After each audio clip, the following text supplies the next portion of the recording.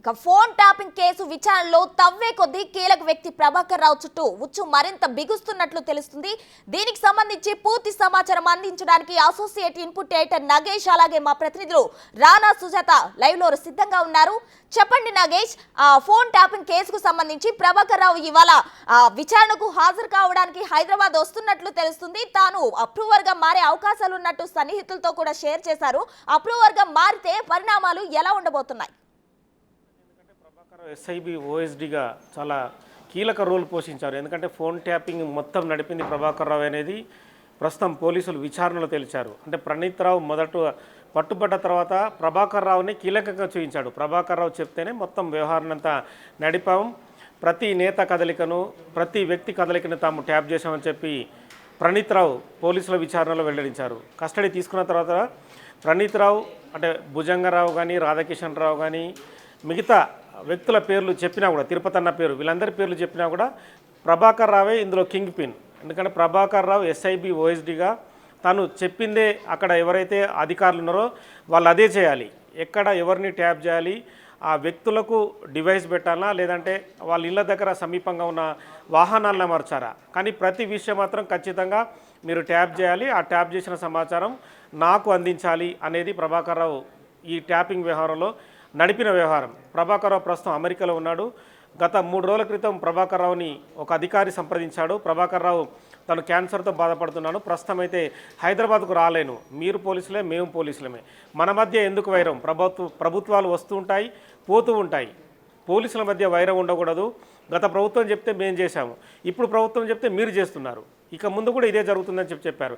కానీ telegraph act చట్టం పెట్టిన తర్వాత ఈ కేసులో కొంత పరిణామం మారింది. మళ్ళీ ఆ సదరు అధికారి ప్రభాకర్ రావుకు ఫోన్ చేసి ఈ వ్యవహారంలో ఖచ్చితంగా మీరు రావాల్సిందే, లుకౌట్ నోటీస్ ఇచ్చి ఒకవేళ ఇంటర్పోల్ ద్వారా సంప్రదిస్తే కనుక ఈ కేసు తీవ్రత పెరిగే అవకాశం ఉంది, తదుపరి మీకు బెయిల్ వచ్చే అవకాశాలు లేవని కూడా ఆ అధికారి ప్రభాకర్ రావుకు చెప్పారు. దీంతో ప్రభాకర్ రావు తన ఏదైతే క్యాన్సర్ చికిత్సకు సంబంధించి పోస్ట్ పోన్ చేసుకొని హైదరాబాద్ రావడానికి సిద్ధమయ్యారు. ఇవాళనే హైదరాబాద్కు రావాల్సి ఉండే, కానీ వాళ్ళ సన్నిహితుల్ని కూడా మనం బిగ్ టీ ద్వారా సంప్రదించాము. తను ఇవాళ ఫ్లైట్ ఎక్కే అవకాశం కనిపిస్తుంది, నైట్ లేదా ఉదయానికి హైదరాబాదు చేరుకునే అవకాశం కనిపిస్తుంది. మరి ప్రభాకర్ రావు ఆరోగ్యరీత్యా రేపు పోలీసుల ముందుకు విచారణ హాజరవుతాడా, ఎల్లుండి హాజరవుతాడా అనేది మాత్రం తను హైదరాబాద్కు వచ్చిన తర్వాత మాత్రం తెలిసే అవకాశం కనిపిస్తుంది. ఈ కేసులో ఖచ్చితంగా ప్రణీత్ రావు లేదా ప్రభాకర్ రావు ఎవరో ఒకరు అప్రూవర్గా మారితేనే ఈ కేసు బలంగా ముందుకెళ్లే అవకాశం కనిపిస్తుంది. ఏదంటే ఈ కేసు అంతా కూడా ఎలక్ట్రానిక్ డివైస్ల మీద నడుస్తుంది. టెలిగ్రాఫ్ యాక్ట్ చట్టం ప్రకారం ఎలక్ట్రానిక్ డివైసుల మీద నడుస్తున్నా కూడా న్యాయస్థానం ముందు వీటన్నిటిని పెట్టిన తర్వాత కేసు కొంత వివిధ రకాల పరిణామాలతో పక్కదారి పట్టే అవకాశం కనిపిస్తుంది. ఇందులో ప్రణీత్ రావు లేదా ప్రభాకర్ రావు కనుక అప్రూవర్గా మారితే కేసు ఇంపాక్ట్ మరింత పెరుగుతుంది.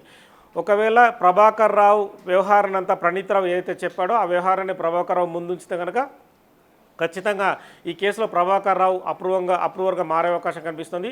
ప్రభాకర్ రావు చెప్తున్న విషయాల ఆధారంగా గత ప్రభుత్వంలో పనిచేసిన కీలక నేతలు ఎవరైతే ఉన్నారో చాలామంది వ్యక్తులు, అంటే మాజీ మంత్రులు కావచ్చు, ప్రస్తుత రాజ్యసభ ఎంపీలు కావచ్చు, మాజీ ముఖ్యమంత్రులు కావచ్చు, ఎవరైనా సరే ఈ కేసులో ఖచ్చితంగా వాళ్ళకు నోటీసులు ఇచ్చే అవకాశం కనిపిస్తుంది. ఎందుకంటే ఒక వ్యక్తి లీగల్గా అప్రూవర్గా మారిన తర్వాత ఆ అప్రూవర్ స్టేట్మెంట్ అనేది కోర్టులో చాలా కీలకమైన సాక్ష్యం.